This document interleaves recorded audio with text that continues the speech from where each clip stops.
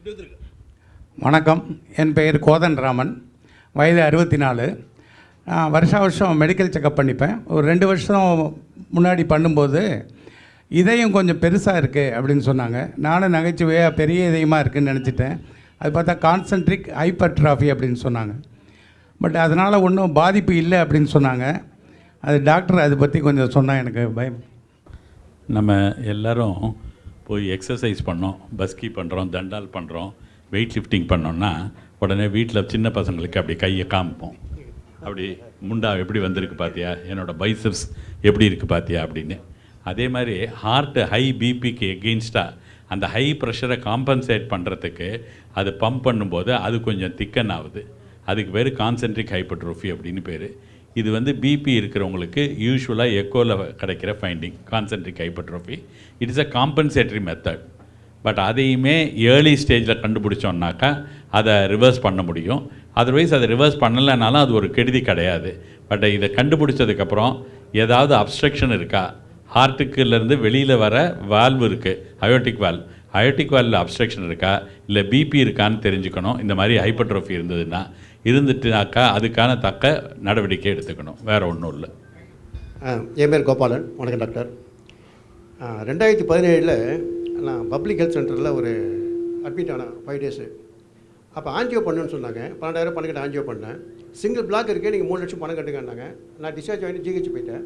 அப்போ பிளாவிடார் மாத்திரையும் அப்புறம் டெய்லி ஒரு மாத்திரை எழுதி கொடுத்தாரு டாக்டர் ஞானதேவன் ஒருத்தர். நம்ம கீதா வந்திருக்காங்க.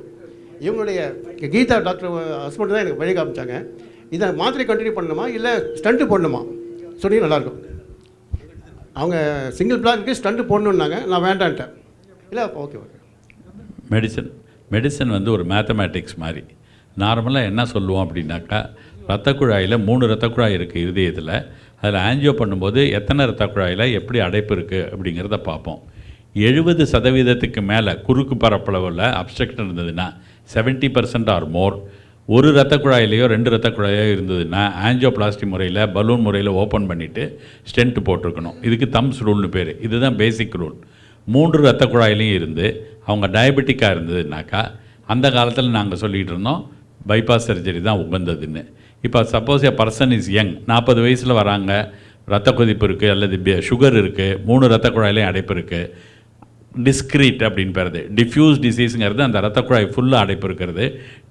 டிஸ்க்ரீட்டுங்கிறது ஒரு இடத்துல மட்டும். அந்த மாதிரி 3 ரத்த குழாயிலையும் இருந்தால் கூட இந்த காலகட்டத்தில் 3த்தையுமே ஆஞ்சியோபிளாஸ்டி முறையில் பண்ணுறோம்.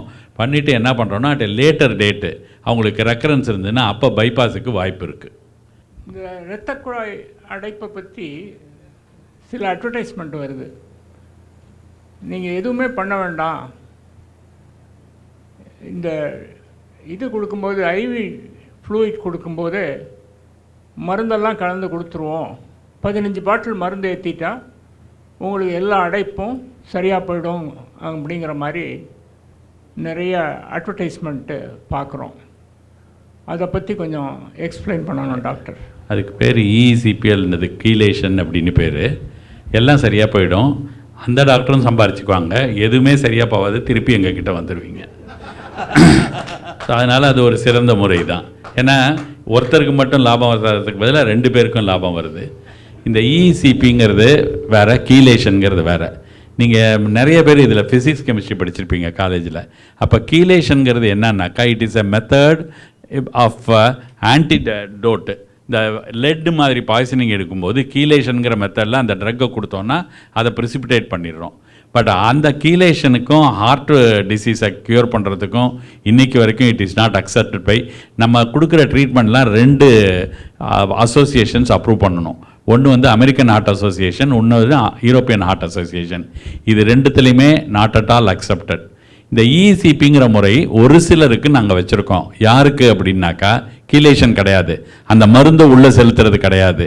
அதை மாதிரி நிறைய குவாக் அட்வர்டைஸ்மெண்ட்ஸ் வருது, அதெல்லாம் நம்ம எடுத்துக்கக்கூடாது. இந்த இசிபி கூட யாருக்கு அப்படின்னாக்கா, 3 ரத்த குழாயிலையும் அடைப்பு இருக்குது. நான் சொன்ன மாதிரி டிஃப்யூஸ் அடைப்பு இருக்குது. சர்ஜனாலையும் எந்த இடத்துலையும் ஒரு இடத்துல கிராஃப்ட் கொடுக்க முடியாது. ஆஞ்சியோபிளாஸ்டி பண்ணுற கார்டியாலஜிஸ்ட்னாலையும் ஒரு பர்டிகுலர் இடத்துல டிஸ்க்ரீட்டாக இருந்து அடைப்பு எடுக்க முடியாது. அப்படின்னாக்கா ஒரு சில கண்டிஷன்ஸ் ஃபேவரபுளாக இருந்ததுன்னா அவங்களுக்கு இசிபி கொடுத்தாக்கா நல்லா பெட்டர் ஆகுது.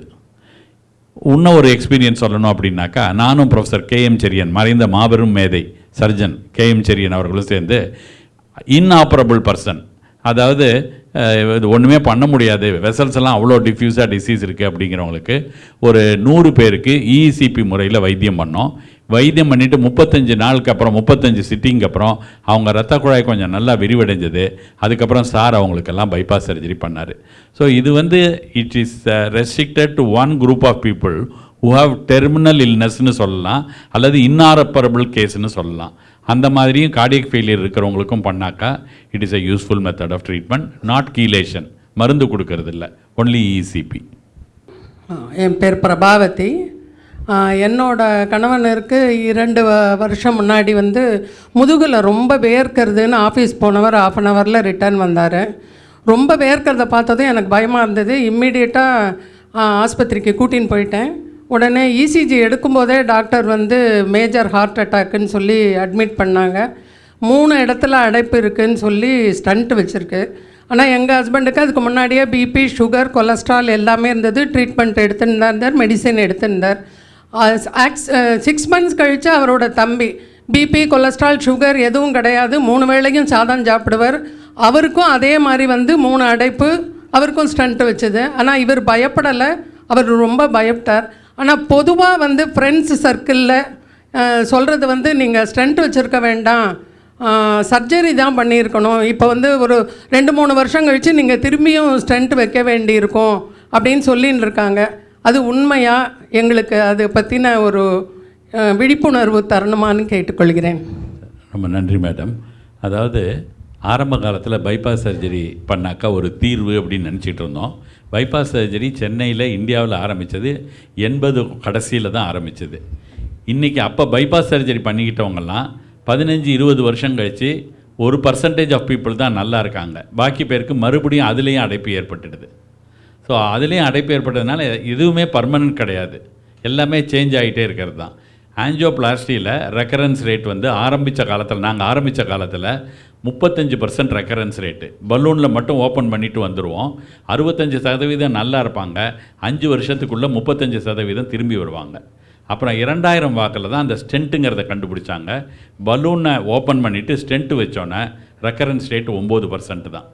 இதே 9% தான் பைபாஸ் சர்ஜரிலையும் recurrence rate at the end of 10-15 years. இது எல்லாத்தையும் மீறி ஒருத்தருக்கும் நோய்த்தன்மை. ரெண்டாவது, ரொம்ப பேர் வந்து they go back to the original bad habits of smoking. மூன்றாவது, செயல்முறைகள், அதாவது லைஃப் ஸ்டைல் மாடிஃபிகேஷன் பண்ணுறதில்ல. நமக்கு ஹார்ட்டே மாறிட்ட மாதிரி நினச்சிக்கிட்டு அவங்க எதுவுமே பண்ணுறது கிடையாது. ஸோ இது எல்லாத்தையும் பண்ணிகிட்டு இருந்தோன்னா அவங்களுக்கு சக்ஸஸ் ரேட் ரொம்ப அதிகம். பட் ஒருத்தர் கம்பேர் பண்ணிக்க முடியாது. சில ஃபேமிலிஸில் நீங்கள் சொல்கிற மாதிரி it runs in the family. இந்த ரன்ஸ் இன் ஃபேமிலியாங்கிறதுக்கு என்ன கேட்போம் அப்படின்னாக்கா, உங்கள் குடும்பத்தில் வேறு யாருக்காவது 50 வயசுக்குள்ளே ஆணுக்கோ 60 வயசுக்குள்ளே பெண்ணுக்கோ ஹார்ட் அட்டாக் வந்திருந்ததுன்னா most probably it's a familial heart disease. அந்த குடும்பத்தில் வர பசங்களெல்லாம் இப்போ நாங்கள் என்ன சொல்கிறோன்னா, 25 வயசுக்கு அப்புறமே டெய்லி ஆக்டிவாக இருங்க, செடன்ட்ரி லைஃப் ஸ்டைலில் இருக்காதீங்க. இன்றைக்கி எல்லாருமே செடன்ட்ரி லைஃப் தானே, உட்காந்துக்கிட்டு ஒன்று டிவி பார்க்குறாங்க, இல்லை செல்ஃபோன் பார்த்துட்டு நோண்டிகிட்டு இருக்காங்க, வீட்டுக்கு வந்தாலும் மற்றவங்கள கூட பார்க்குறதில்ல. ஸோ அதனால் நாங்கள் அதை அவாய்ட் பண்ண சொல்கிறோம், ஆக்டிவாக இருக்க சொல்கிறோம். 25-30 வயசுக்கு மேலே அவங்க எல்லாருமே ஒரு லிப்பிட் ப்ரொஃபைல் எடுத்துக்கிட்டு ஒரு ட்ரெட்மில் டெஸ்ட்டும் எடுத்துக்கிட்டோம். நான் ப்ராக்டிஸ் ஆரம்பித்த காலத்தில் என்கிட்ட ஒரு 10-15 ஃபேமிலி இருந்தது. ஆம்பளைங்க 50 வயசை தாண்டினதே கிடையாது. இன்றைக்கி அந்த ஃபேமிலியிலலாம் சில்ட்ரன் 60 வயசை தாண்டி இருக்காங்க. வணக்கம் டாக்டர். என் பேர் சங்கர், நங்கநல்லூர்லேருந்து வரேன். இது ஒரு பொதுவான கேள்வி. ஜென்ரலாக எல்லாரும் அவங்களோட இது கேட்டாங்க. இப்போ வந்து இன்டர்வென்ஷனல் கார்டியாலஜிஸ்ட் அப்படிங்கிறது ஒரு பாப்புலராக ஆகிட்டு வந்துட்டுருக்கு. ஸோ இப்போ மெனி ஆஃப் தி பிகர் ஹாஸ்பிட்டல்ஸில், ப்ரைவேட் ஹாஸ்பிட்டல்ஸில் especially interventional cardiology they use the catheters, all those stubs, அது மாதிரி யூஸ் பண்ணுறாங்க. ஆஸ் யூ சீனியர் கார்டியாலஜிஸ்ட் நீங்கள் என்ன ப்ரிஃபர் பண்ணுறீங்க? Interventional cardiology is the best or the conventional cardiology is just சஃபிஷியண்ட்டாக அப்படின்னு நீங்கள் ப்ரிஃபர் பண்ணுறீங்களா? There is no such thing as conventional cardiology, sir. எல்லா கார்டியாலஜிஸ்ட்டுக்குமே எங்களுக்கு ட்ரைனிங் வந்து இன்டர்வென்ஷன் உண்டு. ஆஞ்சியோகிராம் பண்ணுறது தான் இன்டர்வென்ஷன். ஆஞ்சியோபிளாஸ்டி, அதுக்கப்புறமேலு பேஸ்மேக்கர் இம்ப்ளான்டேஷன், இது எல்லாமே இன்டர்வென்ஷனல் கார்டியாலஜிஸ்ட் பண்ணுறது. பைபாஸ் சர்ஜரி பண்ணுறது சர்ஜன்ஸு. இதில் என்னன்னாக்கா, ஒரு கார்ப்பரேட் ஆஃபீஸ் ட்ரிவன் இது இருக்கக்கூடாது. The interventional cardiology should follow certain guidelines. நான் சொன்னேன்ல, guidelines by American heart Association and European heart Association. If the person is elderly, all the 3 vessels are blocked, he has got comorbid conditions like diabetes, push him on to surgery. If the person is young, even if all the 3 vessels, என்கிட்ட நிறைய patient 3 vessel blockage 45 வயசில் வந்திருக்காங்க. அவங்களே சொல்லுவாங்க, doctor எங்களுக்கு angioplasty பண்ணுங்க. ஏன் பார்த்து திருப்பி ரெக்கரன்ஸ் ரேட் கொஞ்சம் கூட இருக்குமேங்க, 3 ஆஞ்சியோபிளாஸ்டி பண்ணிக்கிட்டிங்கன்னா பரவாயில்ல டாக்டர், அப்போ எங்களுக்கு இன்னொரு சான்ஸ் இருக்குல்ல பைபாஸ் சர்ஜரி பண்ணிக்கிறதுக்குன்னு. ஸோ அதனால் as the world advances, as science advances, the indication also advances. ஒரு சிம்பிள் எக்ஸாம்பிள் சொல்கிறேன். என்னோட ஓன் பிரதருக்கு when he was 53-54 years is a diabetic. காலையில் எழுந்தோடனே நெஞ்சு வலிக்குதுன்னு சொன்னால், நான் ஜெலுசில் குடித்தேன், சரியாயிடுச்சு, 4:30 மணிக்கு எழுந்திரிச்சேன்னு. 5:30 மணிக்கு ஃபோன் பண்ணி ஜெலுசில் குடிக்கிற வரைக்கும் என்ன பண்ணிகிட்டு இருந்தேன், நான் நடந்துக்கிட்டே இருந்தேன் அப்படின்னா, எதுக்கும் வந்துரு ஹாஸ்பிட்டலுக்குன்னு ஆஞ்சியோகிராம் பண்ணேன். அப்போ இண்டிகேஷன் கிடையாது. டயபெட்டிக்கு 2 வெசல் ஆஞ்சியோபிளாஸ்டி இண்டிகேஷன் கிடையாது. நான் சொன்னேன், என்ன பண்ணணும்னு சொல்கிறேன், பைபாஸ் பண்ணிக்கிறியா இல்லை ஆஞ்சியோபிளாஸ்டியோ? he said, உனக்கு responsibility is more than me because he is my younger brother. நீ என்ன நினைக்கணும்னு பண்ணுறியோ அது பண்ணுன்னாரு. டச்வுட் ஆஞ்சியோபிளாஸ்டி பண்ண 15 வருஷம் ஆகுது, நல்லா இருக்கார். என்ன அப்படின்னா, அந்த ரெகுலர் மாத்திரை எடுத்துக்கணும், ரெகுலர் லைஃப் ஸ்டைல் மாடிஃபிகேஷன் இருக்கணும், both food and medicine. So அதனால சக்ஸஸ்ஃபுல்லாக இருக்குது. அதுவே அவருக்கு பண்ணதுக்கு அப்புறம் 3 வருஷம் கழித்து the world's recommendation change. Even in diabetic multivessel disease you can do angioplasty. வணக்கம் சார், என் பேர் பிரியங்கா. நான் இருக்கிறவங்க எல்லாரும் கேள்வி கேட்டாங்க, என்ன நோயை தீர்க்கலான்னு சொல்லிட்டு. நான் இறந்தவங்க ஒருத்தவங்களுக்காக ஒரு தெளிவுக்காக கேள்வி கேட்க போகிறேன். என்னோடய அப்பா எந்த ஒரு கெட்ட பழக்கமும் இல்லை, 67 வயசு. எங்களுடைய பரம்பரையில் யாருக்குமே ஹார்ட் அட்டாக்லாம் வந்ததே கிடையாது. நல்லா உழைக்கக்கூடிய மனிதர். கடைசி காலம் வரைக்கும் உழைச்சார். திடீர்னு ஒரு நாள் மயக்கம் போட்டார், அடுத்த செகண்ட் இறந்துட்டார். இப்போ 7 மாதம் ஆகுது இறந்து. ஆனால் இப்போ வரைக்கும் அவர் எப்படி இறந்தார், எப்படி மயக்கம் போட்ட உடனே, ஆனால் ஒரு 2 வாரத்துக்கு முன்னாடி எனக்கு வலிக்குது, மார் வலிக்குது அப்படின்னு சொல்லி, நெஞ்சு வலிக்குதுன்னு சொல்லுது, மார் வலிக்குது, எனக்கு இந்த இடமெல்லாம் வலிக்குது அப்படின்னு சொல்லிட்டு இருந்தார். அப்போ கூட வலிக்குதுன்னு சொல்லிட்டு அதுக்கப்புறம் சராசரியாக எப்படி அவர் வேலையை பார்க்குறவரோ பார்க்க ஆரம்பிச்சிட்டாரு. அது எங்களுக்கு பெரிய விஷயமாவே தெரியல. எங்களோட சந்தேகம் என்னென்னா, எங்கள் பரம்பரையில் யாருக்கும் வந்தது கிடையாது, அது ஹார்ட் அட்டாக்கான்றதே எங்களுடைய சந்தேகமாக இருக்குது. அதாவதுமா, சயின்ஸ் முன்னேறதுக்கு முக்கிய காரணம் நோயை பற்றி தெரிஞ்சுக்கணும். இறந்தவங்களுக்கு அட்டாப்சி பண்ணிவிட்டு எதனால் இறந்தாங்கன்னு தெரிஞ்சால் தான் சயின்ஸ் முன்னேறும். நம்ம ஊரில் அட்டாப்சி பண்ணணுன்னா வேண்டாம் அப்படியே பாடியை கொடுத்துருங்கன்னு சொல்கிறோம். ரெண்டாவது, திருவள்ளுவர் இதை 2000 வருஷத்துக்கு முன்னாலே என்ன சொன்னார், நெருநல் உளனொருவன் இன்றில்லை என்னும் பெருமை உடைத்து உலகுன்னாரு. நேற்று இருந்தவன் இன்றைக்கி இல்லையா அப்படின்னாரு. அப்போ அவருக்கு ஹார்ட் அட்டாக் பற்றி தெரிஞ்சிருக்கு. இப்போ உங்களுக்கு பெரிய ஃபேமஸ் ஸ்பீக்கர் தெரியும், பாரதி பாஸ்கர். அவங்க அருமையாக ஸ்பீச் கொடுத்துட்டு இருந்தாங்க. நார்மல் பர்சன் சடனாக மயக்கம் போட்டு விழுறாங்க. பிரெயினில் ஒரு அன்யூரிசம் இருக்குது, அது பிரேக் ஆகிடுச்சு. அந்த அன்யூரிசத்தை கிளிப் பண்ணி இப்போ மறுபடியும் சிறந்த முறையில் பேசுகிறாங்க. ஸோ ஹார்ட் அட்டாக்னால இறந்தாரா இல்லை பிரெயினில் அன்யூரிசம் இருக்கிறது தெரியவே தெரியாது, அது வெடிக்கிற வரைக்கும். ஸோ அதுக்காக போய் டெய்லி டெஸ்ட்டும் பண்ணிகிட்டு இருக்க முடியாது. இதோட எல்லாத்தோட ஒரு முக்கியமான பாயிண்ட் சொல்கிறேன், எல்லோரும் தெரிஞ்சுக்கங்க. 4வது வருஷத்தில் நாங்கள் ஒரு புக்கு படிப்போம், பெத்தாலஜி புக்கு. அந்த பெத்தாலஜி புக்கோட இன்ட்ரொடக்ஷனில் போட்டிருப்பான், இந்த புத்தகத்தில் இந்த வருடம் நம்ம ஒரு நோய் எப்படி ஒரு மனிதனுக்கு வருது, அதோட காரணிகள் என்ன, அது எப்படி நம்ம உடம்புல தங்குது, அல்லது அது நம்ம உடம்பை விட்டு போகுது, இல்லை நம்ம அதை விட்டு போயிடுறோம் அப்படிங்கிறத படிக்க போகிறோம். அடுத்த சென்டென்ஸ் தான் ஹால்மார்க்கு. 100,000 டிசீசஸ் பற்றி நம்ம படிக்க போகிறோம், இது எப்படி வருதுன்னு. Is it not a wonder how we do not get this 100,000 diseases? யாருக்கு வேணாலும் எது வேணாலும் வரலாம்ல, ஏன் என்கிட்ட எனக்கு ஏன் வந்ததுன்னு ஏன் கேட்குறீங்கன்னு நான் என் பேஷண்ட் கிட்ட கேட்பேன். உங்களுக்கு ஏன் மற்ற டிசீஸ் எல்லாம் வரலன்னு கேளுங்க. That's a divine help. ஒரே வீட்டில் 5 பேர் இருக்கோம், ஒருத்தருக்கு ஒன்று வருது. ஒருத்தருக்கு கேன்சர் வருது, ஒருத்தன் ரொம்ப நல்லா இருக்கான். ஏன் ஒருத்தனுக்கு வரணும் ஒருத்தனுக்கு வரக்கூடாது? ஸோ இது எல்லாமே என்விரான்மெண்ட்டு, நம்ம ஜெனட்டிக் மேக்கப்பு, நம்ம பழக்க வழக்கங்கள், நம்ம உண்ணும் முறைகள், இது எல்லாம் கலந்தது ஒரு நோய் வருதுங்கிறது. Not a single disease.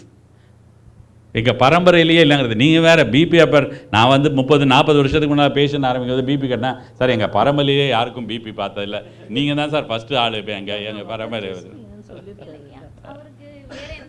இல்லை. 2 வாரம் முன்னால் இன்னொன்று என்னம்மா, இந்த சடன் கார்டியக் டெத்துன்னு பார்க்குறீங்கல்ல, இன்றைக்கி ரொம்ப பேர் யங்ஸ்டர்லாம். உங்கள் அப்பா 65 வயசில் எனக்கு 2 வாரமாக நெஞ்சு வலி இருக்குதுன்னு சொல்லியிருக்காரு. நிறைய பேருக்கு அது கூட தெரியாது. வலி இருக்குன்னொன்னே அவங்க போய் பார்த்துருக்கணும். ப்ராபப்ளி ஒரு மேசிவ் அட்டாக் அவாய்ட் பண்ணியிருக்கலாம். அவேர்னஸ் என்ன, இவ்வளோ நாள் இல்லாத பெயின் இன்றைக்கி வந்திருக்குன்னா பண்ணிக்கணும். இன்றைக்கி அவேர்னஸ் எப்படி இருக்குன்னாமா, நிறைய பேர் வெளிநாட்டில் வேலை செய்கிறாங்க. இன்றைக்கி ஒரு பையன் வந்திருந்தார், வெளிநாட்டில் வேலை செய்கிறவர், 43 வயசு.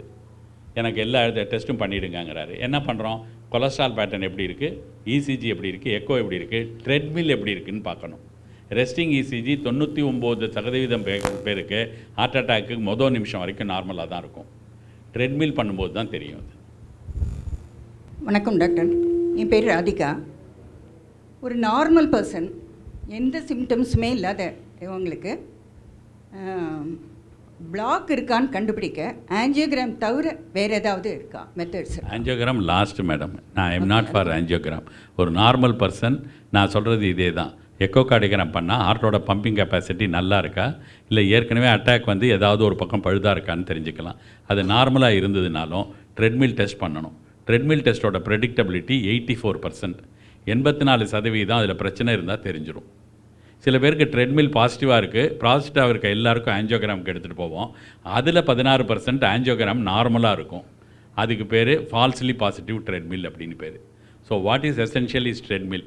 இப்போ லேட்டஸ்ட்டாக என்ன பண்ணுறாங்க, எல்லோரும் சிடி கால்சியம் ஸ்கோர்னு ஒன்று பண்ணுறாங்க. 2000 ரூபா 2500 தான் ஆகுது. கால்சியம் 400க்கு மேலே அந்த ஸ்கோர் இருந்ததுன்னா அவங்களுக்கு ஹார்ட்டு பிளாக்கேஜ் இருக்கிற அறிகுறிகள் அதிகம். 400க்கு கீழே இருந்ததுன்னா, 100 to 400 இருந்ததுன்னா இருக்கலாம். 100க்கு கீழே இல்லை நோ கால்சியம்னு வந்ததுன்னா அவங்களுக்கு அநேகமாக இருக்காது. இது அடிஷ்னல், அதர் தேன் ட்ரெட்மில், இது additional. Namaskaram, Doctor. I am Dr. Pranadar Thigaran from Srirangam, retired St. Joseph College Hindi professor. Yoga பண்ணுறதுனால டயபெட்டிக்கை கண்ட்ரோல் பண்ண முடியுமா? சார், யோகா, மியூசிக் இது எல்லாமே அடிஷ்னல் மெத்தட்ஸ். அதாவது ஒரு few millimetres of mercury BP குறையலாம், few milligrams of blood sugar குறையலாம். கம்ப்ளீட்டாக க்யூர் ஆகும்னு சொல்ல முடியாது. They are not substitutes, they are only supplements in treatment. Good evening doctor. நீங்கள் தம்பதி சமேதரா இந்த நிகழ்ச்சிக்கு வந்து சுஜாதா அம்பத்தூர்லேருந்து நீங்கள் தம்பதி சமேதரா இந்த நிகழ்ச்சிக்கு வந்தது ரொம்ப சந்தோஷம். என்னோடய கொஷின் என்னென்னா, யூத் வந்து சும்மா ஒரு ஏதோ ஒன்றுத்துக்காக பிளட் டெஸ்ட் எடுக்கும்போது கொலஸ்ட்ரால் பார்த்தீங்கன்னா பார்டர் லைனை கிராஸ் ஆகுது. சில பேருக்கு ட்ரைக்ளிசரைட் 1000 போயிடுது. ஸோ அந்த யூத் எல்லாம் என்ன பண்ணணும், மாத்திரைக்குள்ளே போய் ஆகணுமா இல்லை எப்படின்றது என்னோட கேள்வி. அருமையான கேள்வி. 18 வயசுக்கு மேலே இருக்கிற எல்லாரும் மாத்திரை சாப்பிட்டே ஆகணும். மாத்திரை சாப்பிட்டோன்னு கேட்டோன்னே என்கிட்ட என்ன சொல்லுவாங்கன்னாக்கா, டாக்டர் ஸ்டாட்டின் சாப்பிட்டா எனக்கு உடம்பெல்லாம் வலிக்குங்கிறாங்க, அது நான் டயட் பண்ணியே பண்ணிடுறேன்னு. இன்றைக்கி வரைக்கும் எவனுமே டயட் பண்ணி திரும்பினதாக நான் பார்த்ததே இல்லை. அப்புறம் நான் கேட்பேன், இது என்ன இந்த மாத்திரை கொடுத்தோன்னே சைடு எஃபெக்ட் பற்றி பேசுகிறிய, சாயந்தரம் என்ன சாப்பிட்டேன் சார், பஜ்ஜி சாப்பிட்டோன்னா, அதுக்கு என்றைக்காவது சைடு எஃபெக்ட் கேட்டிருக்கியா? சமோசா சாப்பிட்றியா, சைடு எஃபெக்ட் கேட்டிருக்கியா? டாக்டர் மாத்திரை எழுதினா மட்டும் ஏன் சைடு எஃபெக்ட் கேட்குறீங்க? டாக்டர் மாத்திரைக்கு சைடு எஃபெக்ட் இருக்குதுன்னு தெரிஞ்சு தான் எழுதுகிறாரு. அதே மாதிரி இந்த கொஸ்டினோட எக்ஸ்டென்ஷன் என்னென்னா, நிறைய பேர் கொலஸ்ட்ராலுக்கு மாத்திரை எழுதி கொடுத்தோன்னே இதுக்கு சைடு எஃபெக்ட் இருக்குது அப்படிங்கிறாங்க. 2020க்கு முன்னால் ஆர்ச்சிஸ் ஆஃப் இன்டர்னல் மெடிசன் ஒரு அருமையான மெடிக்கல் ஜேர்னல் இருக்குது, பிஎம்ஜே அமெரிக்கன் ஹார்ட் ஜேர்னல் மாதிரி. அதில் ஒரு ஆர்டிக்கல் வந்திருந்தது, the advantages of taking statin அப்படின்னு போட்டிருந்தாங்க.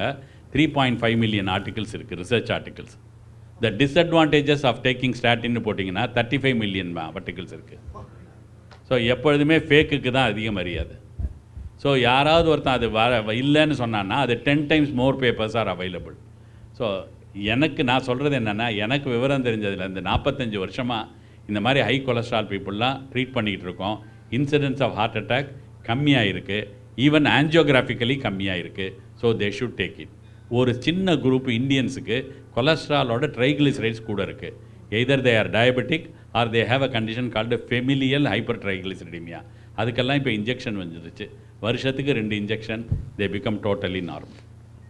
வணக்கங்க, நான் சரோஜா சகாதேவன் பேசுகிறேன். எனக்கு ஒரு 10-15 வருஷத்துக்கு முன்னாடி கொஞ்சம் லைட்டாக வலி இருந்தது. அதுக்கப்புறம் நிறையா டெஸ்டெல்லாம் பண்ணணும். ஆனால் ஹார்ட்டில் என்ன ப்ராப்ளம் இல்லைன்னாங்க. ஆனால் இன்னொரு இதில் டெஸ்ட் பண்ணுறப்போ கொலஸ்ட்ரால் கொஞ்சம் இதாக இருக்குது. டாக்டர் நியூரோ, அவர் 2 வழியில் அது மூவ் ஆகும். ஒன்று வந்து ஹார்ட் வழியாக போகிற ஒரு இதில் இருக்கும், இன்னொன்று வந்து தலைப்பக்கமாக வர இதில் வந்து அது மூவ் ஆகுது அப்படின்னு சொன்னார். அதில் எனக்கு அப்போ தலை சுற்றல் அடிக்கடி வரும், உள்ளே இருந்து தெரிக்கும், வெளியே இருக்கும். அதனால் அப்பா அவர் வந்து உங்களுக்கு வந்து ஜாக்கிரதையாக பார்த்துக்கோங்க, ஹார்ட்டில் வந்து உங்களுக்கு அடைப்பு வராது, வந்தால் தலையில் இதாகிறப்போ பிரெயின் ஸ்டக் ஆகிறதுக்கு அந்த மாதிரி இது இருக்கும், அதனால் நீங்கள் வந்து கொலஸ்ட்ரால்லாம் குறைச்சி கரெக்டாக பண்ணி பார்த்துக்கோங்கன்ட்டாங்க.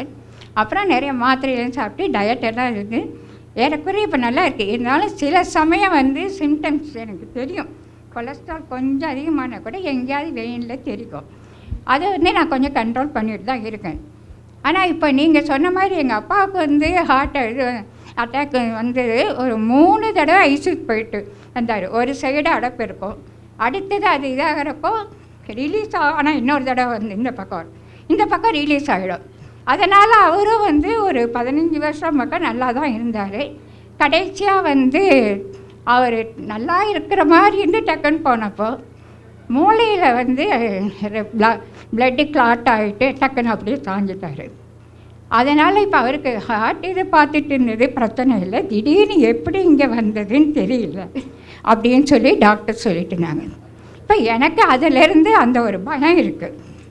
ஏன்னா தலைக்கு போகிற அந்த இது வந்து ஹார்ட்டுக்கு வருமா, இல்லை அந்த கிளாட் ஆகிறது வந்து வேறு பிரச்சனை கொடுக்குமா அப்படிங்கிறத நீங்கள் சொல்லணும்.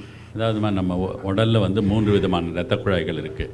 மைன்யூட் மைக்ரோஸ்கோபிக் இரத்த குழாய்கள், medium sized and large vessels அப்படின்னு. லார்ஜ் வெசல்ங்கிறது அயோட்டா, ஹார்ட்லேருந்து உடம்புல எல்லா பாகத்துக்கும். இந்த மீடியம் சைஸ்டு வெசல்ங்கிறது ஹார்ட்டை சப்ளை பண்ணுறது, பிரெயினை சப்ளை பண்ணுறது, காலை சப்ளை பண்ணுறது. அதனால தான் டயபெட்டிக் அண்ட் ஸ்மோக்கர்ஸ்க்கு பார்த்திங்கன்னா ஒரே சமயத்தில் இருதய நோயும் வரலாம், ஸ்ட்ரோக்கும் வரலாம், நடக்கும்போது காலில் எனக்கு வலி வருது அப்படின்னு சொல்லுவாங்க. ஸோ கால்லையும் வலி வரலாம். ஸோ இது எல்லாமே brain, heart, peripheral arterial disease, இது 3மே ஒரே type of blood vessel, medium size blood vessels. இது எல்லாமே ஒரே பேத்தோஃபிசியாலஜி தான், ஒரே மாதிரி தான் அஃபெக்ட் ஆகும். ஒன்றுக்கு வைத்தியம் பண்ணால் எல்லாத்துக்கும் வைத்தியம் பண்ணுற மாதிரி. வைத்தியம் 100% க்யூர் கிடையாது. நான் சொல்லியிருக்கேன், இந்த வைத்தியத்தையும் மீறி நம்ம உடலோட தன்மையை பொறுத்து எந்த நோய் வேணாலும் வரலாம். இங்கேருந்து அங்கே ட்ராவல் பண்ணுறதில்ல, இங்கேயும் ஆரம்பிக்குது, இங்கேயும் ஆரம்பிக்குது. Good evening doctor. என்னுடைய ஃப்ரெண்டு காலேஜ்மெண்ட்டு, ஹீஸ் ஏஜ்டு 65 இயர்ஸ். அவருக்கு வந்து ஹார்ட்டில் 3 பிளாக் இருக்குதுன்னு டயக்னைஸ் பண்ணியிருக்காங்க. அதுக்கு வந்து அவர் ரொம்ப வீக்காக இருக்கார். அதனால் இப்போ ஆப்ரேஷன் பண்ண முடியாதுன்ட்டு சில ட்ரீட்மெண்ட்லாம் கொடுத்து இப்போ 15 நாள் கழித்து வீட்டுக்கு வந்திருக்காரு. இன்னும் சரியான பிறகு தான் பண்ண முடியும் அப்படின்னு சொல்கிறாங்க. இன்னொன்று வந்து அவர் முன்னாடி வந்து கேன்சர் பேஷண்ட்டாக இருந்தார். அப்புறம் கேன்சர் வந்து பார்த்தா திடீர்னு சரியாயிடுச்சு. இது மெடிக்கல் மிரக்கல் எப்படின்னு தெரியல, கேன்சருக்கு இனிமேல் ட்ரீட்மெண்ட் வேண்டியது இல்லைன்னு சொல்லிட்டாங்க. அவர் இப்போ ரொம்ப வீக்காக இருக்கார். அதனால் இந்த பிளாக் இப்போ ரிமூவ் பண்ண முடியாது அப்படின்னு 2 ஹாஸ்பிட்டலில் சொல்லியிருக்காங்க. இப்போ தற்சமயத்துக்கு வீட்டில் அவங்க கொடுத்தா மெடிசன்ஸ் எடுத்துகிட்ருக்காங்க. அவருக்கு என்ன சஜஷன் கொடுக்குறீங்க? இந்த வீக்னஸ்ங்கிறது பாடிலி வீக்னஸாக ஹார்ட் வீக்னஸான்னு தெரியல. பாடி வீக், அதான் ஹார்ட் வீக்னஸ்ங்கிறது பம்பிங் கெப்பாசிட்டி லெஸ் தேன் 35% இருந்தாக்கா ஹார்ட் வீக்னஸ். அது வந்து பம்பிங் கெப்பாசிட்டி 45-50%க்கு மேலே இருந்ததுன்னா தாராளமாக ஒரு எந்த சிகிச்சையாவது எடுத்துக்கலாம். இது எப்படின்னாக்கா சில சமயத்தில் ரொம்ப வீக்காக ஃபீல் பண்ணாங்கன்னாக்கா போயிட்டு ஏதாவது ஆகிடுமா அப்படின்னு பயப்படுவாங்க. அப்படி கிடையாது. ஹார்ட்டோட பம்பிங் கெப்பாசிட்டி அடிக்குவேட்டாக 45%க்கு மேலே இருந்ததுன்னா கண்டிப்பாக ஒரு பைபாஸோ அல்லது ஆஞ்சியோபிளாஸ்டியோ பண்ணிக்கலாம். Thank you doctor. டாக்டர் வணக்கம் டாக்டர். என்னுடைய பேர் கோபிநாத் சொல்லிட்டு. டாக்டர் நீங்கள் வந்து இப்போது இது சொன்னீங்க இல்லையா, த்ரெட்மில் டெஸ்ட் சொல்லியிருந்தீங்க. பட் ஜென்ரலாக மாற்றுத்திறனாளிகள் வந்து அந்த டெஸ்ட்டு கொஞ்சம் அஃபோர்ட் பண்ண முடியாது. அதுக்கு என்ன மாதிரி டெஸ்ட் பண்ணலாம்? இப்போ ஒரு சில பிளட் டெஸ்ட்டு இந்த ட்ராப்பைன்னு ஒரு டெஸ்ட் எடுக்கிறாங்க பிளட்டில். ஸோ அதில் அது நல்லா இருந்தாலே ஓகேவா இல்லை கண்டிப்பாக? இல்லை சார், ட்ராப்பைங்கிறது அக்யூட் செஸ்ட் பெயின் வரும்போது எடுத்து பார்க்குறது. அதுவும் அக்யூட் செஸ்ட் பெயின் வந்து 2 ஹவர்ஸ்க்கு அப்புறம் தான் அது பாசிட்டிவ் ஆகும். அதுலேயும் நாம் சீரியல் டெஸ்ட் பண்ணுவோம். ஒன்று பண்ணிவிட்டு மறுபடியும் 6 ஹவர்ஸ் கழிச்சு ரிப்பீட் பண்ணுவோம். அது ஃபார் அக்யூட் செஸ்ட் பெயின். நீங்கள் கேட்ட கேள்வி அருமையான கேள்வி. மாற்றுத்திறனாளிகளுக்கு என்ன பண்ணுறீங்கன்னு. இப்போ வந்து அதுக்கு பதிலாக என்ன பண்ணுறோம், 2 டைப் ஆஃப் டெஸ்ட் இருக்குது. ஒன்று படுத்துக்கிட்டு காலால் மட்டும் சில மாற்றுத்திறனாளிகளை பண்ண முடியும் அப்படின்னா மேலே சைக்கிள் மாதிரி வச்சு அதை சைக்கிள் பண்ணிவிட்டு பண்ணுறாங்க. அதுவுமே பண்ண முடியாதுன்னா பிரச்சனையே இல்லை. ஒரு இன்ஜெக்ஷன் ஒன்று கொடுக்குறோம் ஹார்ட் ரேட்டை இன்க்ரீஸ் பண்ணுறதுக்கு, அடினோசின்னு. அது ஹார்ட் ரேட் இது பண்ண உடனே it is called pharmacological stress test. அப்போ ஹார்ட் ரேட் எல்லாத்துலேயுமே எய்ம் என்னென்னா ஹார்ட் ரேட்டை இன்க்ரீஸ் பண்ணி அந்த இன்க்ரீஸ் பண்ணும்போது ரத்த ஓட்டம் கரெக்டாக கிடைக்குதான்னு பார்க்கறது. ஓ சூப்பர். ஓ அது பண்ணலாம் தாராளமாக. அது இல்லாமல் இப்போ டாக்டர் இப்போ இந்த பிளட் தின்னாக இருக்குன்னு சில டேப்லெட்லாம் கொடுக்குறாங்க டாக்டர். இப்போ பிபி இருக்கவங்களுக்கு அது எதுக்காக கொடுக்குறாங்க? அந்த பிளட் தின்னிங்கன்னு சொல்லிட்டு வெறும் பிபி இருந்தால் கொடுக்க மாட்டாங்க சார், கொடுக்கக்கூடாது. இந்த பிபியோட கூட உங்களுக்கு இருதயத்துக்கு ரத்த ஓட்டம் அல்லது அந்த அம்மா கேட்ட மாதிரி மூளைக்கு ரத்த ஓட்டம் கம்மியாக இருக்குங்கிற ஒரு எவிடன்ஸ் இருந்தால் தான் பிளட் தின்னர் சேர்த்து கொடுக்கணும். Or if is a diabetic high risk candidate அப்படின்னாக்கா பிளட் தின்னரும் ஸ்டாட்டினும் சேர்த்து கொடுக்கணும். என்னோட பேர் நளினி ஹரிக்குமார். நான் 32 இயர்ஸ் நான் ஆஸ்திரேலியாவில் இருந்தேன். அண்ட் தென் என்னோட ஹஸ்பண்ட் வந்து he was diabetic but very well control diabetes and கொலஸ்ட்ராலும் கண்ட்ரோலாக இருந்தது. We use to walk 3-4 kilometres எல்லாம் நன்னா ஒரு life style we had. He was following freedom from diabetes எல்லாம். But what happened last year, one day he was working, 72 years he was still working. But suddenly one day morning he told me, I'm not hungry. Adha na serious ave eduthukla because I thought one day the person is not hungry. But in the night he went to sleep. Next day he never got up. So and then neenga sonna madri I really requested everybody that he must have an autopsy because he was healthy. But in Australia they said no adallam panna kudadu, he might have died of massive cardiac arrest in the night. So yaradhu pasikilana should we go to a cardiologist? பசி இல்லைன்னா ஒரே நாளில் நீங்கள் சொல்கிற மாதிரி ஒன்றும் பண்ணுறதில்ல. நம்ம என்ன கேட்குறோன்னா பசி இருக்கா, பவல் ஹேபிட்ஸ் நார்மலாக இருக்கா, வெயிட் லாஸ் இருக்கா, இது மூணும் இருந்ததுன்னாக்கா immediately we investigate for any malignancy, upper GI or lower GI malignancy. இப்போ ரீசெண்டாக எனக்கு ஒரு பேஷண்ட் வந்திருந்தாங்க, ரொட்டீன் செக்கப் தான். ஜுரம்னு சொன்னாக்கா அவர் வந்து 66 வயசு, வெறும் ஜுரத்துக்கு போய் அவர் வெறும் கம்ப்ளீட் பிளட் கவுண்ட் மட்டும் எடுத்துகிட்டு வந்தார். அது God sent. Complete blood count was 7 grams haemoglobin, totally asymptomatic. Totally asymptomatic. அது எதனால 7 கிராம் ஹீமோக்ளோபின் ஆச்சுன்னு இன்வெஸ்டிகேட் பண்ணால் இயட மெலிக்னன்சி இந்த லார்ஜ் இன்டெஸ்டைன். அப்புறம் ஒன் மோர் கொஸ்டின், இந்த angina pain can be near the eyes, அந்த மாதிரி இருக்க சான்ஸ் இருக்கா? கிளாசிக்கல் எப்படின்னாமா it comes on effort first, relieved by rest. அதை தான் சினிமாவில் ரிலீவ்ட் பை ரெஸ்ட் ஆர் அது என்ன சொல்லுவோன்னாக்கா it is பிரிசிபிடேட்டட் by effort or emotion. அதுதான் சினிமாவில் யூஸ் பண்ணுறது. நான் வீட்டை விட்டு வெளியில் போகிறேன்னா நெஞ்சை பிடிச்சிக்கிட்டு இது பண்ணுறது. Okay, thank you doctor. Sir, doctor sir வணக்கம். என் பேர் நந்தகுமார். நான் வந்து ஒரு பொதுவான கேள்வி கேட்குறேன் சார். இந்த சில பேர் நல்லா இருக்காங்க, படுத்தாங்க, இறந்துட்டாங்கன்னு சொல்லி காலையில் சொல்கிறாங்க. டாக்டர்கிட்ட போனால் கார்டியாக் அரெஸ்ட்டுன்றாங்க. இது ஏதாவது முன்னெச்சரிக்கையாக ஏதாவது அறிகுறி தெரியுமா? இது எல்லாருக்கும் வருமா இது மாதிரி? இந்த மாதிரி வந்தவங்க அதிர்ஷ்டசாலிங்க. நம்பர் 1, எந்த டாக்டரையும் பார்க்க வேண்டியதில்லை, ரைட். பட் இது வருமா அப்படின்னு கேட்டால் வரலாம். இவங்க எல்லாருக்குமே முன்னெச்சரிக்கை இருக்கும் சார். நிறைய மென் என்ன பண்ணுறாங்கன்னா இதை சொன்னாக்கா எல்லா டெஸ்ட்டும் பண்ணுவாங்க, அனாவசியம் ஃபேமிலிக்கு ப்ராப்ளம் அப்படின்னு சொல்கிறது இல்லை. இப்போ அந்த லேடி கூட ஒருத்தர் சொன்னாங்க 2 வாரம் முன்னால் பெயின்னு சொன்னாங்க. அந்த சமயத்தில் நம்ம போய் கண்டிப்பாக இன்வெஸ்டிகேட் பண்ணணும். எஸ்பெஷலி இவ்வளோ நாள் நான் நிறைய பேர் வர்றது ஃபஸ்ட்டு சிம்டம் எப்படின்னா, நான் இவ்வளோ நாள் நடந்துக்கிட்டு இருக்கேன், ஆக்டிவாக இருக்கேன், எனக்கு ஒன்றுமே இல்லை, ஆனால் ஒரு 4 நாளாக எனக்கு கொஞ்சம் தூரம் நடந்தோன்னா ஒரு எக்ஸாஸ்டடாக இருக்குது அல்லது பெயின் இருக்குன்னாங்கன்னா they should be investigated. That is the forerunner. Symptom 90% of the பீப்புளுக்கு இருக்கும். Only thing is we out play it, we suppress it, we don't tell it. Excuse me sir, எல்லாருக்கும் வணக்கம். வணக்கம் டாக்டர். நான் வந்து என்ன கேட்க போகிறேன்னா, எப்பயுமே மை நேம் இஸ் ராமகிருஷ்ணன்.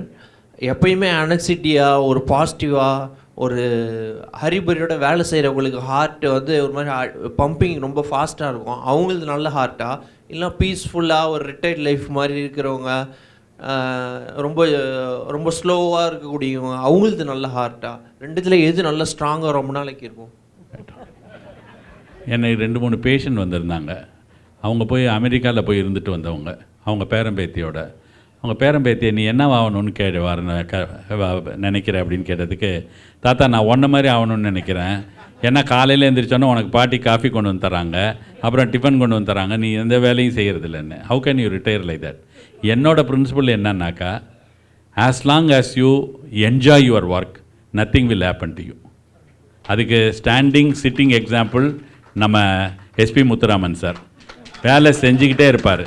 அந்த பக்கத்தில் உட்காந்துருக்கார வரதராஜன், அவர் ஏதோ சின்ன பையன்னு நினச்சிக்காதீங்க, சின்ன பையன் மாதிரி ஜம்ப் பண்ணி நடிப்பார் மேடையில்.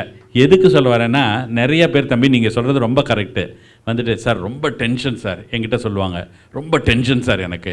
எதில் இருக்கீங்க? சாஃப்ட்வேரில் இருக்கேன். எவ்வளோ சம்பளம்? 1.5 லட்சம் ரூபாய் வருது. எனக்கு 15,000 பார்க்குறதுக்கே 15 வருஷம் ஆச்சு. நீ 1.5 லட்சத்தை வாங்கிட்டு டென்ஷன் நீனா, அப்போ நான் சொல்கிறது, என்னை எல்லா சாஃப்ட்வேர் கம்பெனிலையும் ஃப்ரீயாக போய் லெக்சர் கொடுத்துக்கிட்டு இருந்தேன் மத்தியானத்தில். எல்லோரும் நிறுத்திட்டாங்க. நான் சொன்னேன், உங்களுக்கு ஒரு வேலை டென்ஷனாக இருந்ததுன்னா வேலையை விட்டுருங்க என்ன. என் ஸ்பீச் முடிஞ்சோன்னே 4 பேர் வேலையை விட ஆரம்பிச்சிட்டான். So you should start enjoying your job. If you enjoy your job, any amount of work becomes easy for you.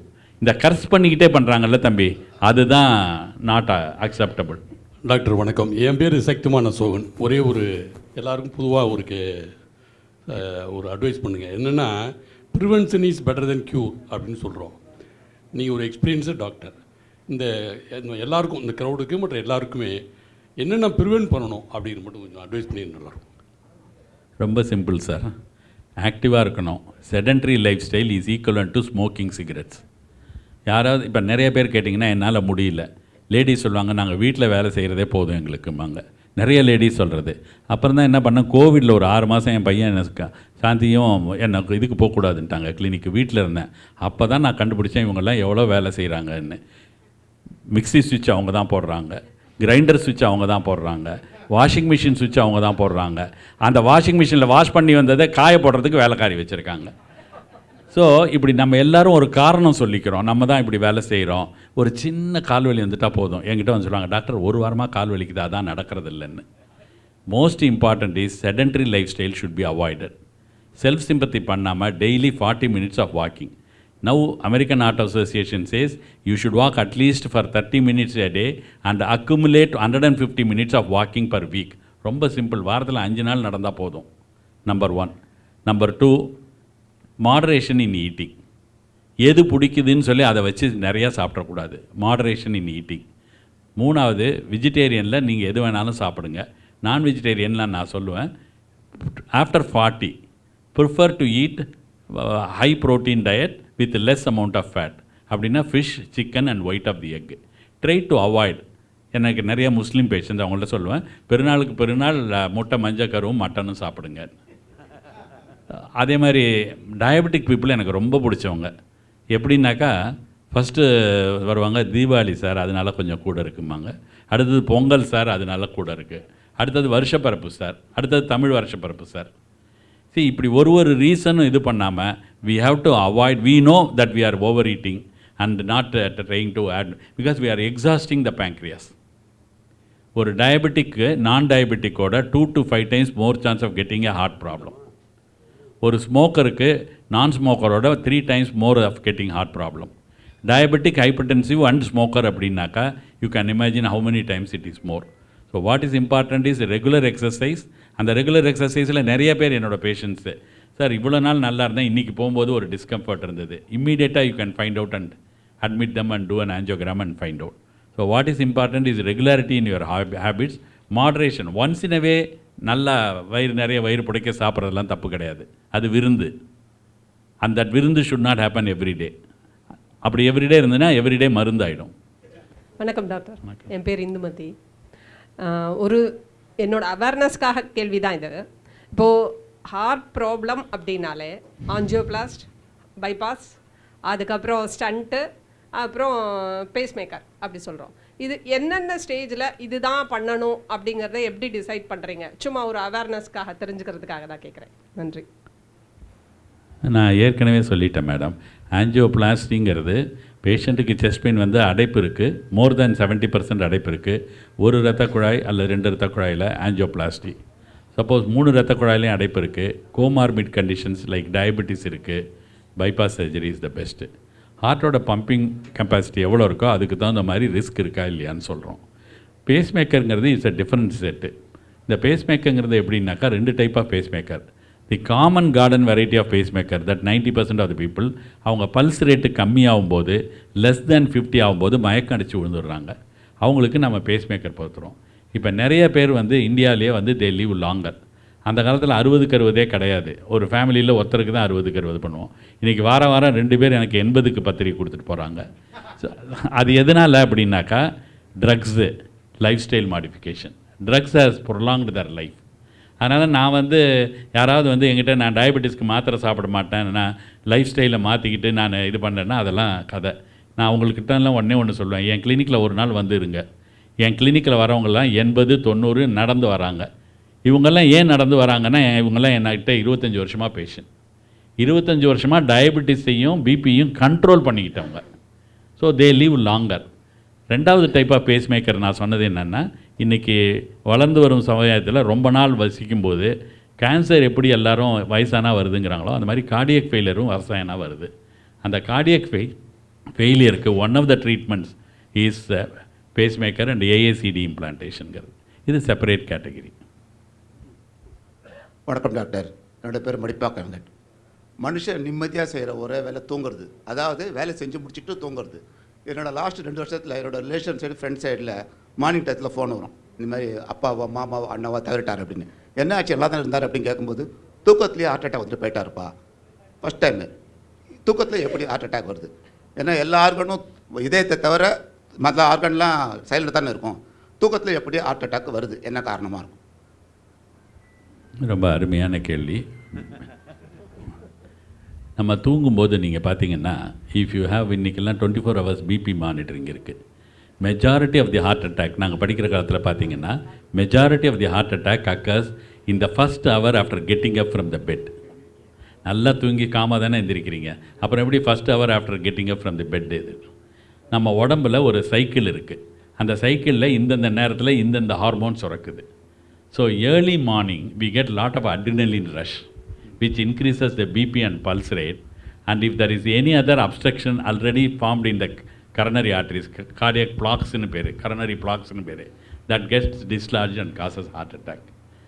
Middle of the night, suppose there is a raise in their BP, and that is what causes the heart attack. So majority பார்த்தீங்கன்னா all over the world ICU records எடுத்து பார்த்தாங்க, maximum heart attack occurs not during sleep, in the first 2 hours after getting up from sleep.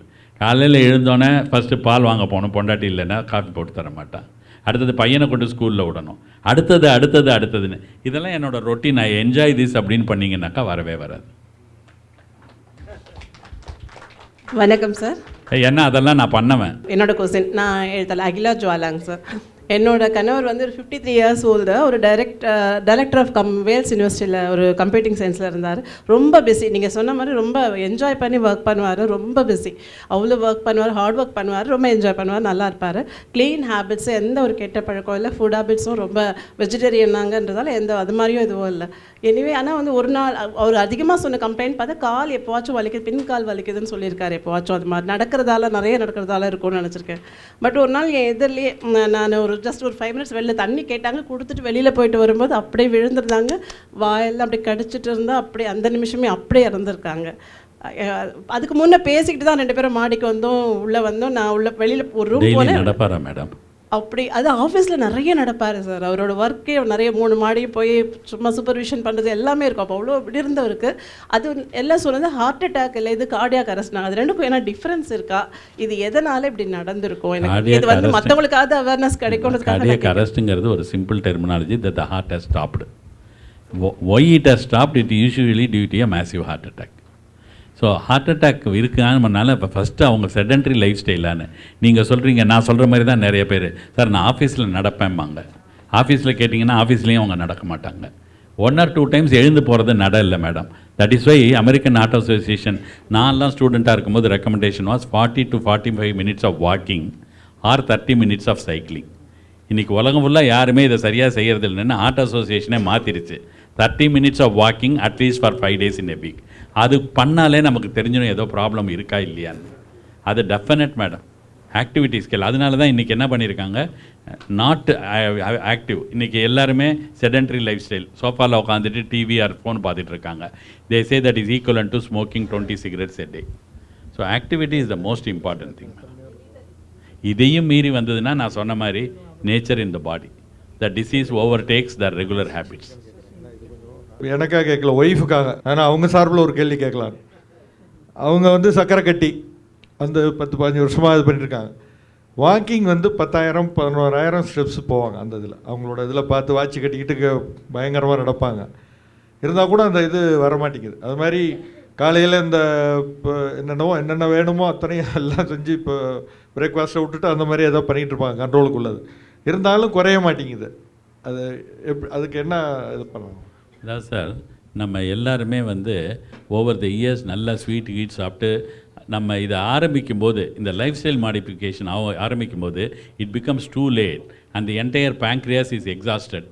பேங்க்ரியாஸில் insulin ஸ்டோரே இருக்கிறதில்ல. அதனால் these are people ஒரு some amount of ட்ரக்ஸோடு கூட கொஞ்சம் இன்சுலினும் சேர்த்து கொடுத்தோன்னா அவங்களுக்கு கண்ட்ரோல் வந்துடும் sir.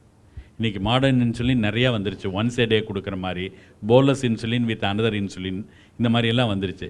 So as our age advances our stores of insulin becomes almost nothing. So we become insulin depend diabetic people. So வெறும் மாத்திரையினால் மட்டும் கண்ட்ரோல் பண்ண முடியலன்னா நிறைய விதமான மாத்திரைகள் வந்துருச்சு. 80% to 90% மாத்திரையில் கண்ட்ரோல் பண்ணிடலாம். But other 10% to 20% would definitely require additional insulin dosage. இப்போ நீங்கள் வந்து ஒரு சேவையாக எவ்வளவோ செஞ்சிகிட்டு இருக்கீங்க, அட்வைஸ் பண்ணுறீங்க. என்னோடய பர்சனல் எக்ஸ்பீரியன்ஸ், நான் வந்து 2017 குவைத்தில் இருக்கும்போது ஸ்டண்ட் வச்சுருந்தேன்.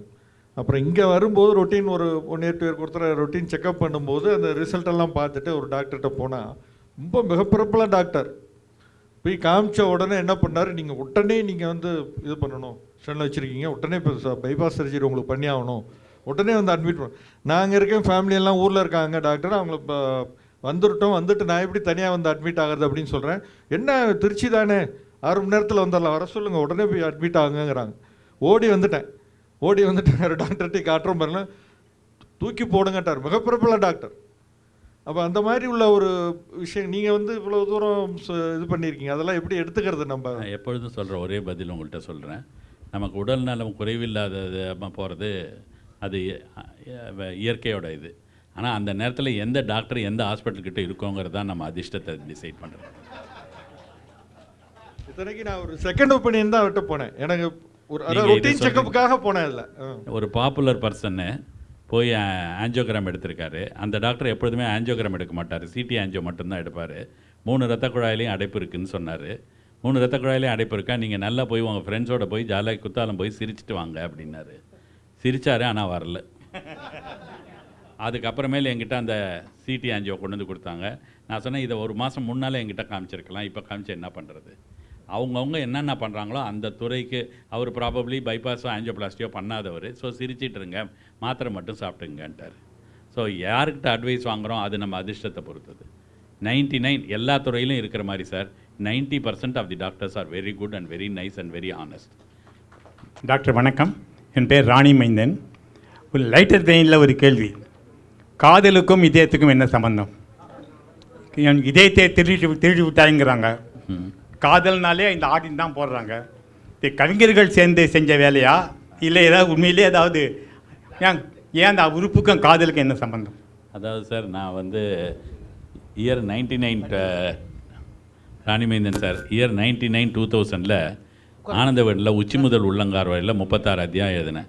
அதில் முதல் அத்தியாயத்தில் உங்களுக்கு பதில் சொல்லியிருக்கேன். அது என்னன்னாக்கா, மனசு பண்ணதுக்கு ஹார்ட்டை சொல்கிறாங்க, வழி ஒரு புறம் பாவம் ஒரு புறம்.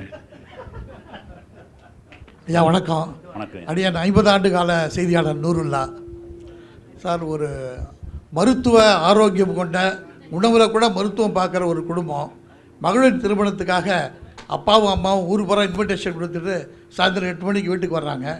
5 நிமிஷம் பேசிகிட்டு இருக்காங்க. திடீர்னு அம்மா சுருண்டு விடுறாங்க, இறந்து போயிடுறாங்க. அவங்களுக்கு எந்த விதமான வியாதியும் இல்லை. அப்பாவும் அம்மாவும் எந்த விதமான மருந்து சாப்பிடாமையே, மாத்திரை சாப்பிடாமையே வாழ்க்கை நடத்திட்டு வந்தாங்க. அவங்க 62வது வயதில் இறந்து போனாங்க. இப்போ அப்பாவுக்கு வயது 70. அந்த அப்பா வந்து அடியன் தான், என் மனைவி தான் இறந்து போனாங்க. பட் எந்த விதமான சிம்டமும் இல்லாமல் இறந்து போனாங்க. கொண்டு போய் கொடுத்தா ஹார்ட் அட்டாக்கிறாங்க. ஹார்ட் அட்டாக்கான முந்தைய எந்த விதமான சிம்டமும் இல்லாமல் இருக்குது.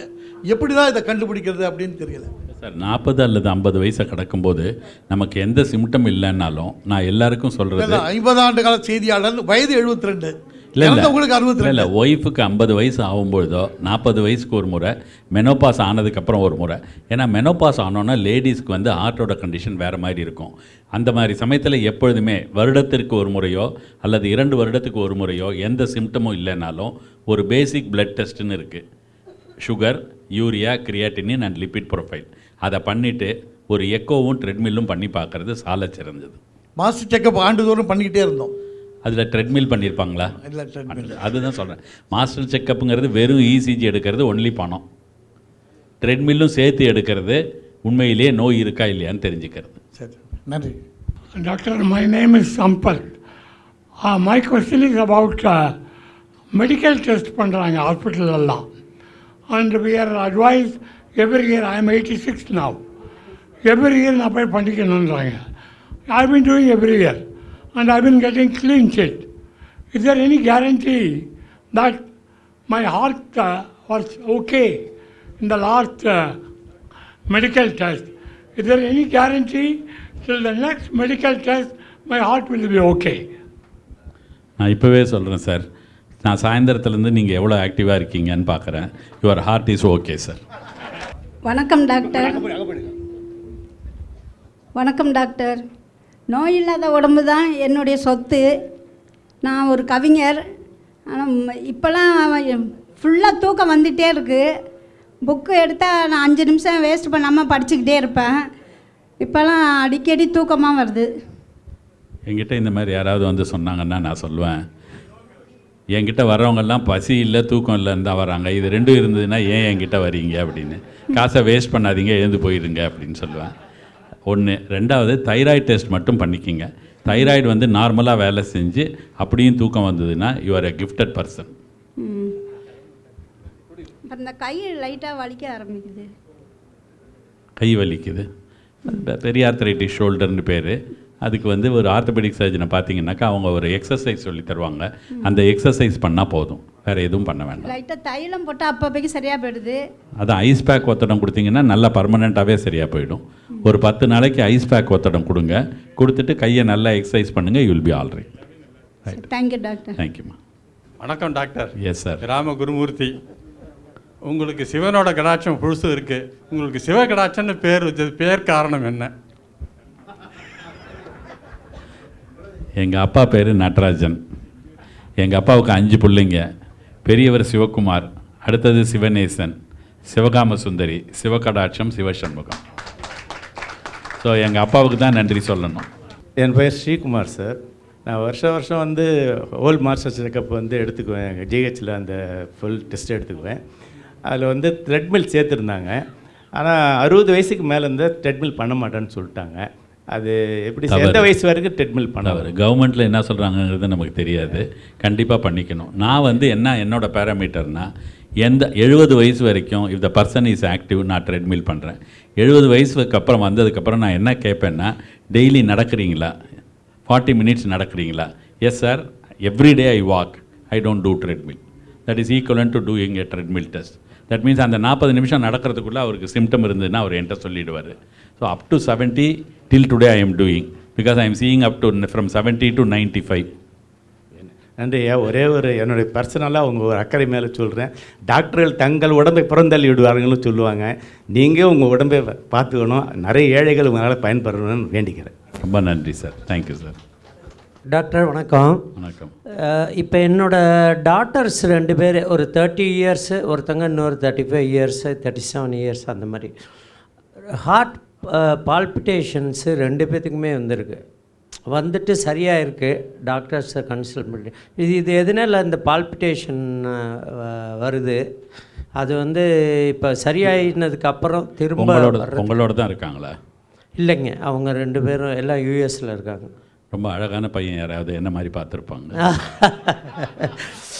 இல்லை இல்லை, அவங்களுக்கெல்லாம் கல்யாணம் ஆகிடுச்சு டாக்டர். இல்லை, இந்த பால்பிட்டேஷன்றது பால்பிட்டேஷனுங்கிறது இப்போ வந்து ஈஸியாக கண்டுபிடிக்கிறோம் சார். முந்தியெல்லாம் வந்து அந்த பால்பிட்டேஷன் இருக்கும்பொழுது போய் இசிஜி எடுக்க சொல்லுவோம். இப்போ அதெல்லாம் சொல்கிறது இல்லை. இப்போ என்ன பண்ணுறாங்க, இந்த ஆப்பிள், சாம்சங் ஸ்மார்ட் வாட்சஸ் இருக்குது இல்லையா, அந்த ஸ்மார்ட் வாட்சை கட்டிக்கிட்டே படுக்க சொல்கிறோம். அந்த பால்பிட்டேஷன் வரும்பொழுது it records the ECG also. அதை எங்ககிட்ட கொண்டு வந்து காமிச்சாக்கா பயப்பட வேண்டிய பால்பிட்டேஷன். ரொம்ப பேர் பால்பிட்டேஷனுங்கிறாங்க, அந்த பால்பிட்டேஷன் வர நேரத்தையும் குறித்து வைக்கிறாங்க. அப்போ பார்த்தாக்கா அது only some increase in heart rate without any disease. அதனால் we tell them this is sinus tachycardia, don't worry at all. அரித்மியான்னு சொல்லி அப்நார்மல் ரித்தம் இருக்குது, அதை மட்டும் இருந்ததுன்னா அதுக்கு we give treatment. So palpitation 90% of the palpitation is anxiety related. So அப்போ வந்து அது இசிஜி நார்மலாக இருக்கும், ரேட் மட்டும் கூட இருக்கும். ஸோ அவங்க அமெரிக்காவில் இருக்காங்கன்னு சொல்கிறீங்க, best ask them to wear a smart watch and ask them to record it and show it to their cardio. Easiest simplest. நன்றி டாக்டர். பூபாலம் சார், இந்த மது சாப்பிட்றவங்க வந்து they are playing with heart. அவங்களுக்கு எதுனா பூபாலன் இப்போ ஹேபிட்டிங்கில் முக்கியமாக, அதாவது ஒரு இயற்கையோடு நம்ம வந்து போராடுறோம். அது வந்து மது குடிக்கிறது மூலமாக அந்த வேலையை செய்கிறோம். சிறு வயதுலேருந்தே 15 வருஷம் 20 வருஷம் 25 வருஷம் குடிச்சிட்டா இருக்கும். அது வந்து அந்த ஆட்டு இயல்பாக ஒரு ஆட்டு நிற்கிறதுக்கு வாய்ப்பு கிடையாது. ஏதோ முக்கியமான காரணத்தால் தான் ஆர்ட் வந்து ஸ்டாப் ஆகுது. முடிஞ்ச அளவுக்கு அது கோப்பப் ஆகிட்டு தான் போகுது. இப்போ நீங்கள் வந்து மேஜர் சர்ஜரி பண்ணுறீங்களோ, ஸ்டென்ட் போடுறீங்களோ, அது இல்லாமல் கூட நிறைய பேர் வாழ்ந்துட்டு இருக்கிறோம் ரொம்ப நாளைக்கு. சில ட்ரீட்மெண்ட்லாம் தரோம், அதனால் சரியாகுது சரியாமல் இல்லாமல். ஆனால் பேசிக் வந்து ஆர்ட் வந்து withstand with any kind of stress. என்னுடைய கேள்வி வந்து எப்படி இந்த ட்ரிங்க்ஸுனால் எப்படி இந்த ஹார்ட் வந்து பாதிக்கப்படுது? இந்த மது குடிக்கிறவங்களுக்கு ஏதாவது வார்னிங் ஏதாவது இருக்கா? மது வந்து சார், மதுவும் ஹார்ட்டும் எப்படின்னு பார்த்தீங்கன்னா கேட்டுக்குங்க. மது வந்து அளவு அதிகமாக போகும்போது அது கொலஸ்ட்ராலில் ரொம்ப அதிகமாக ரிலீஸ் பண்ணுது, அது டெபாசிட் ஆகிடுது. ரெண்டாவது, மது குடித்து ஒரு பர்டிகுலர் டோசேஜுக்கு இன்க்ரீஸ் ஆகும்போது it releases some substances which cause abnormal blood rhythm.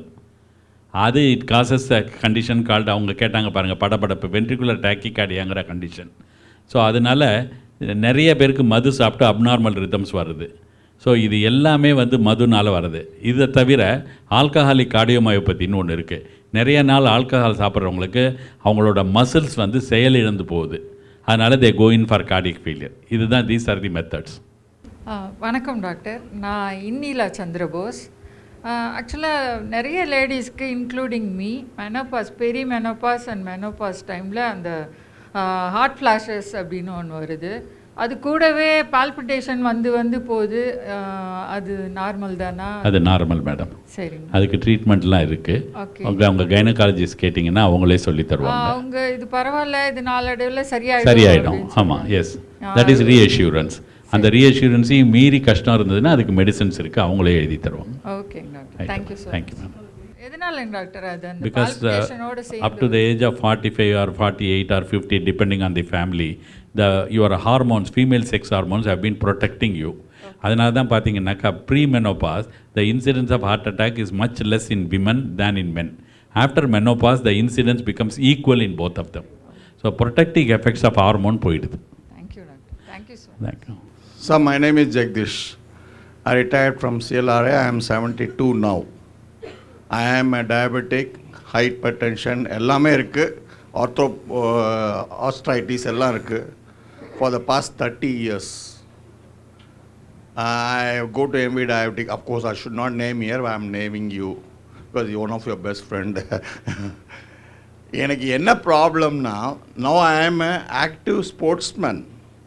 I play badminton at this age of 72.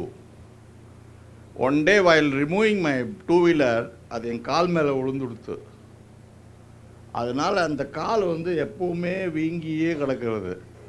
டாக்டர்கிட்ட போனால் ஒன்றும் இல்லை, ஐஸ் பேக் ட்ரீட்மெண்ட் அப்படின்ட்டார் அவர். சரின்னு விட்டுட்டேன் நான். ஸோ சம்டைம் திஸ் பிளேஸ் ஒரு மாதிரி குத்திகிட்டே இருக்கும். கேட்டால் அது ஆசிடிட்டி அப்படின்றார். I have a dispensary in CLRA and CLRA doctor only refers me everywhere. In fact, he has referred me to you also from 20 years back. அப்போவே நீங்கள் வந்து கிளியர் சிட் கொடுத்துட்டேங்க எனக்கு. இப்போது I don't think I have a clear chit on me. Multiple problems must be there.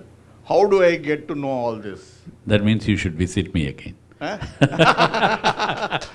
I don't mind sir, give me your I was joking sir, I was joking. Only thing is MV diabetes போகிற இடத்துல நீங்கள் சொல்லலாம், கால் வீங்குதுன்னா 2-3 condition rule out பண்ணணும் sir. ஒன்று cardiac pumping capacity கரெக்டாக இருக்கா, protein லீக்ன்ற. அதான். ரெண்டாவது வந்து கிட்னி. ஃபஸ்ட்டு ஹார்ட்டு, ரெண்டாவது டயபெட்டிக்னா ப்ரோட்டீன் லீக் இருந்ததுன்னா அதனால தான் வீங்கும். இன்றைக்கி ப்ரோட்டீன் லீக்கெல்லாம் ஒண்டர்ஃபுல் மெடிசன்ஸ் வந்திருக்கு சார். நீங்கள் அங்கேயே கேட்டிங்கன்னா அருமையாக உங்களுக்கு எழுதி தருவாங்க. This swelling will come down. No. Diabetic and hypertensive na best thing is see the physician. They will attend to it. அவர் ஆர்த்தோபெடிக் அதை விட்டுட்டு 2 முட்டிக்கு இன்ஜெக்ஷன் போட்டார் 35,000 ஈச். நீங்க தானே போனீங்க? நன்றி சார். Good sir, please keep playing. அவர் சொல்கிறார், ஒரு நான் இரவு தூங்கும்போது ஒரு பெக்கு வந்து பிராண்டி சாப்பிடுவேன், அது என் இதயத்துக்கு ரொம்ப நல்லது. இவ்வளோ நாள் ஹெல்த்தியாக இருக்கிற காரணம் பிராண்டி சாப்பிட்றது தான் அப்படின்றாரு. நான் அது கேட்டேன், பிராண்டி சாப்பிட்றது இதயத்துக்கு நல்லதா? அவரு கேட்டிங்களா, என்ன கேட்குறீங்க? உங்களை கேட்குறேன். அவர் சொல்கிறது அவரோட அனுபவத்தை சொன்னதுனால நான் கேட்டேன். ஒருவேளை அது நம்புகிறாங்களா, அது உண்மையான்னு கேட்குறேன். எங்களுக்கெல்லாம் வந்து ஒரு பைபிள் இருக்குது. அந்த பைபிளில் எழுதின ஒரு பேர் இப்போ தான் ரீசெண்டாக தான் இறந்து போனார், பிரான்வால்னு. அவர் அழகாக ஆல்கஹால் பற்றி எழுதுவார் ஒரு sentence. As on this writing, this author does not recommend alcohol as a mode of treatment for heart diseases. But if the person cannot stop alcohol, he can take only up to 1 peg for women and 2 for men. அது ஏன் 2 பேருக்கும் டிஃபரன்ஸ்னு எனக்கு தெரியாது. அது ladies வந்து fight பண்ணணும் அவர்கிட்ட. If you cannot stop, he says, don't exceed 90 ml. Sir வணக்கம். வணக்கம் சார். ஸ்ரீதர், சென்னை விகடன். நீங்கள் இப்போ வந்து ஏற்கனவே எனக்கு ஒரு அட்வைஸ் பண்ணீங்க, அது பிரகாரம் நடந்துட்டுருக்கேன். Still I am feeling good. அதே மாதிரி நீங்கள் ஒரு ப்ரிகாஷன் இது வந்து ஏன் நீங்கள் அவேர்னஸ் பத்திரிகை மூலமாக தரக்கூடாது? நான் 2000 ஆனந்த விகடன் மூலமாக எழுதினேன். விகடனில் போட்டிருந்தீங்க, நான் அதை அடித்து படித்தேன். ரைட்டோ, அது இது பண்ணேன். இப்போவும் அப்பப்போ நடத்திக்கிட்டு இருக்கேன். இதை தவிர எனக்கு ப்ரிவென்டிவ் கார்டியாலஜி ரொம்ப இன்ட்ரெஸ்ட்டு. அதனால் நான் வருஷம் வேர்ல்டு ஹார்ட் டே அன்னைக்கு நான் வந்து ஒரு மியூசிக் அகாடமிலையோ நாரதகான சபாலையோ பண்ணிக்கிட்டு இருந்தேன். ஒரு காலகட்டத்தில் நிறுத்திட்டேன். ஏன் நிறுத்திட்டேன்னா, எல்லோரும் டிசீஸில் சஃபர் பண்ணுறவங்க தான் வந்து கேள்வி கேட்க ஆரம்பித்தாங்க. என்னோடய எய்ம் வந்து preventing the heart disease. Youngsters யாரும் வர மாட்டேங்கிறாங்க. இங்கே கூட பாருங்கள், சங்கீத கச்சேரி மாதிரி எல்லாமே ஓல்டு பீப்புள் தான் வராங்க. Youngsters should come. நான் யங்ஸ்டர்ஸை தேடி போய் நான் கொடுத்துக்கிட்டு இருந்தேன் எல்லா சாஃப்ட்வேர் கம்பெனிலையும். என்னை வெறுக்க ஆரம்பிச்சிட்டாங்க. ஏன்னா ஃபஸ்ட்டு போனோன்னா அவங்க இடத்த சுற்றி காமிப்பாங்க. இதுதான் எங்களோட ரிக்ரியேஷன் சென்டர். நாங்கள் டமால்னு வெளியில் வந்துட்டேன்.